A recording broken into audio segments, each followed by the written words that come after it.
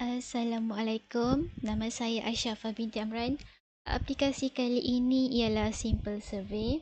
Tentang aplikasi ini, kita buat survey dengan menggunakan Sigbar. Okey, ini ialah survey.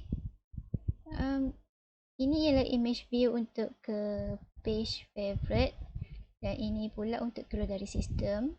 Kemudian dekat layout favorite ini, bila kita tekan button exit ni atau image view, dia akan berpatah balik ke activity_main.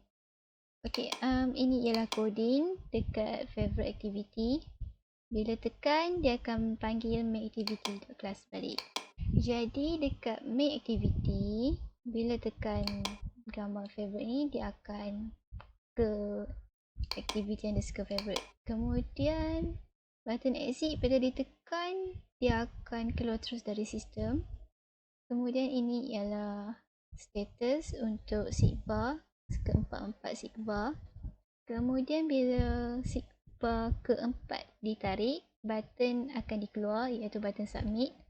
Kemudian bila button tu ditekan, dia akan keluar terus. Masalah saya ialah saya tak boleh letak pro view dekat dia punya layout. Bila saya letak, dia akan keluar error tulis scroll view cuma boleh ada satu child. Maybe sebab saya letak include ini, jadi dia dikira sebagai lebih dari satu child. Saya tak tahu macam mana nak baiki error tu, jadi saya pakai relative layout dulu. Okey, saya cuba run sekarang.